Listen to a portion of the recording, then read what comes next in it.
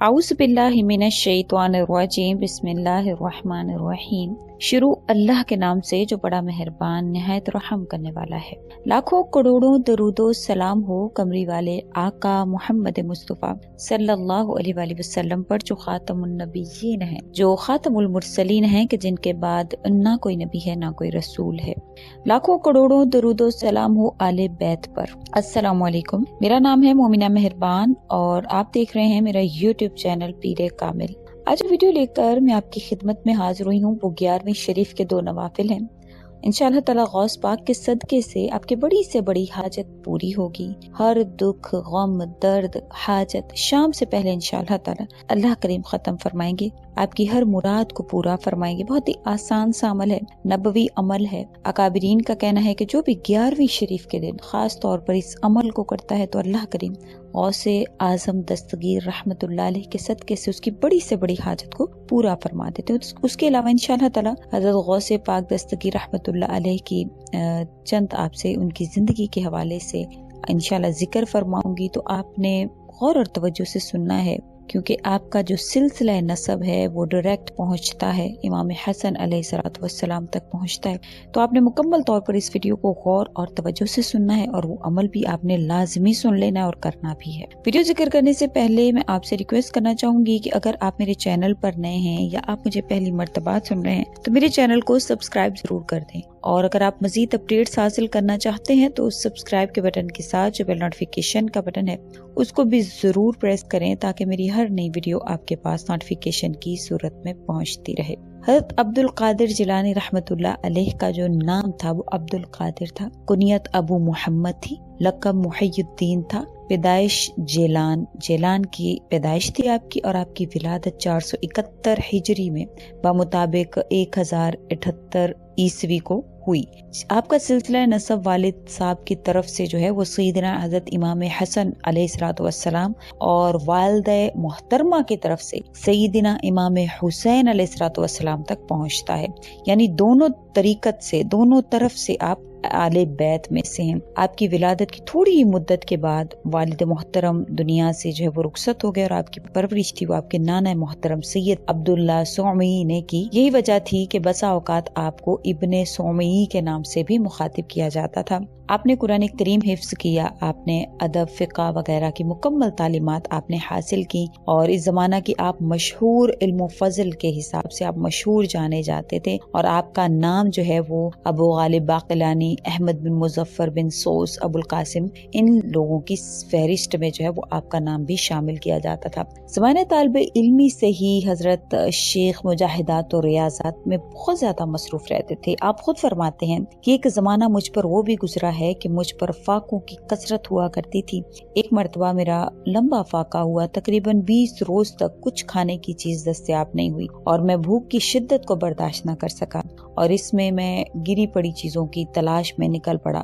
تلاش کرتے کرتے ایک بازار پر پہنچا، جہاں پہنچ کر دیکھا کہ مجھ سے پہلے کئی محتاج بازار میں موجود ہیں، تو میں ان کے لیے بازار کو چھوڑ کر واپس چلا آیا، اور میں ایک مسجد میں آ کر بیٹھ گیا، اور مجھے ایسے محسوس ہونے لگا کہ میں موت سے مصافحہ کر رہا ہوں۔ اچانک ایک آدمی اپنے ہاتھ میں روٹی اور بھنا ہوا گوشت لیے ہوئے مسجد میں داخل ہوا اور ایک کنارے پر بیٹھ کر کھانے لگا۔ اس نے لقمہ منہ تک اٹھایا ہی تھا کہ اس کی نظر مجھ پر پڑی۔ اس نے مجھ کو بھی کھانے کے لیے بلا لیا۔ اولاً تو میں نے انکار کیا، مگر جب اس نے قسم دے کر بلایا تو میں پہنچ گیا اور کھانے میں شریک ہو گیا۔ دوران طعام اس نے گفتگو کرتے ہوئے مجھ سے پوچھا کہ آپ کون ہیں، کیا نام ہے، کہاں کے رہنے والے ہیں؟ جب میں نے اپنا نام اور سکونت بتائی تو اس شخص کی حیرت کی انتہا نہ رہی۔ پھر اس شخص نے کہا کہ میں تم کو کئی دنوں سے تلاش کر رہا ہوں، تمہارا کوئی پتہ ہی نہیں چل رہا، حتیٰ کہ میرا خرچ بھی ختم ہو گیا، اور میں خود 3 دن سے بھوکا ہوں۔ بھوک کی وجہ سے میری یہ حالت ہو گئی کہ میرے لیے مردار بھی حلال ہو چکا تھا۔ میرے پاس سوائے تمہارے مال کے اور کچھ نہ تھا، اور میں نے چوتھے روز تمہارے مال سے یہ خریدا تاکہ پیٹ میں کچھ پڑ جائے۔ اب تک تو میں سمجھ رہا تھا کہ تم میرے مہمان ہو، لیکن اب سمجھ میں آیا کہ میں تمہارا مہمان ہوں۔ یہ تمہارا مال ہے جو تمہاری والدہ نے تم کو پہنچانے کے لیے دیا ہے۔ آپ رحمت اللہ علیہ نے اس شخص کے ساتھ حسن سلوک کا برتاؤ کرتے ہوئے اس کو بھی کچھ مال دیا اور انہیں رخصت کیا۔ آپ کا ایسا اونچا مرتبہ، آپ کا ایسا اخلاق تھا بہت ہی آپ کا مرتبہ بلند تھا جو آل بیت کی صفت ہوا کرتا ہے۔ آپ امراض سے بے نیاز رہتے تھے، بادشاہوں کے ہدیہ وغیرہ کو قبول نہیں کرتے تھے۔ ایک وقت خلیفہ وقت نے حاضر ہو کر اشرفیوں کا ذخیرہ پیش کیا، آپ رحمت اللہ علیہ نے حسب معمول انکار کیا۔ ادھر سے اصرار شدید ہوا، آپ نے اس ذخیرہ سے 2 اشرفیاں لے کر اس کو آپس میں رگڑنا شروع کیا تو اس سے خون بہنے لگا۔ پھر آپ رحمت اللہ علیہ نے خلیفہ سے مخاطب ہو کر فرمایا، اللہ سے شرم نہیں آتی کہ انسانوں کا خون بہاتے ہو اور ان کا مال کھاتے ہو اور اس مال کو جمع کر کے میرے پاس لاتے ہو؟ خلیفہ یہ منظر دیکھ کر بے ہوش ہو گیا۔ ابو محمد اخفش کہتے ہیں کہ سخت سردی میں آپ رحمت اللہ علیہ کے ہاں جایا کرتا اور آپ پر صرف ایک چادر ہوا کرتی، پھر بھی آپ رحمت اللہ علیہ کے جسم سے پسینہ ٹپکتا رہتا۔ آپ کے ارد گرد شاگرد پنکھا ہلاتے رہتے۔ بچپن سے ہی آپ سے کرامات کا ظہور ہونے لگا تھا۔ والدہ ماجدہ کا بیان ہے کہ ایام رضاعت میں آپ رحمت اللہ علیہ احکام شریعت کا اتنا احترام کرتے کہ رمضان بھر دن میں دودھ نہیں پیتے۔ ایک مرتبہ 29 شعبان کو ابر کی وجہ سے چاند دکھائی نہ دیا تو دوسرے دن آپ نے دودھ نہ پیا۔ تحقیق کے بعد پتا چلا کہ وہ دن رمضان کا ہی تھا۔ تو آج کا جو وظیفہ ہے، جو عمل ہے، وہ 11ویں شریف کے حوالے سے ہے۔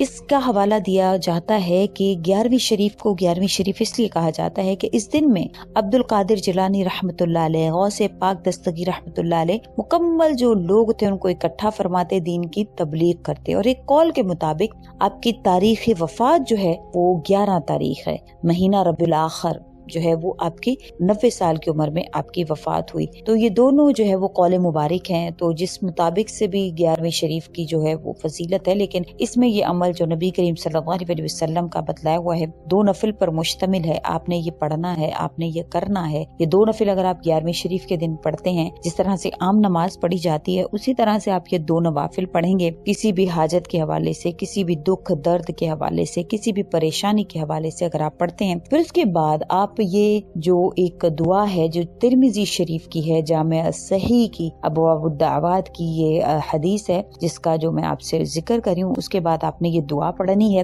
2 نفل ادا کرنے کے بعد، جس طرح سے عام نماز پڑھی جاتی ہے۔ دعا ہے، اللہم انی اسألک و اتوجہ الیک بنبیک محمد نبی الرحمت یا محمد نبی الرحمت یا محمد انی توجہت بک الی ربی فی حاجتی ہذہ لتقضی لی۔ اور یہاں پر جہاں پر ہذہ لتقضی لی ہے، یہاں پر آپ نے اپنی اس حاجت، اس پریشانی، اس دکھ درد کا آپ نے تصور کرنا ہے۔ اللہم فشفع فی، یہاں پر آپ نے انشاءاللہ تعالی اپنی حاجت کا ذکر کرنے کے بعد پھر آپ کی جو بھی حاجت ہے وہ آپ نے اپنی مانگ لینی ہے۔ اس کا ترجمہ ہے، اللہ میں تجھ سے سوال کرتا ہوں تیری طرف سے، تیرے نبی رحمت محمد صلی اللہ علیہ وسلم کے وسیلہ جلیلہ سے متوجہ ہوتا ہوں آپ محمد صلی اللہ علیہ وسلم میں آپ کے توسل سے آپ کے رب کی طرف متوجہ ہوتا ہوں کہ میری فلاں حاجت جہاں پر ذکر کیا ہے وہاں حاجت کا ذکر کر کے آپ نے اپنی حاجت کو طلب کرنا ہے۔ انشاءاللہ تعالی اللہ کریم آپ کی حاجت پوری فرمائیں گے۔ کہا جاتا ہے کہ اللہ تعالی میری حاجت اس حاجت کو پوری فرمائے، اللہ تو اپنے نبی کی شفاعت کو میرے حق میں قبول فرمائے۔ یہ ترمذی کی حدیث ہے،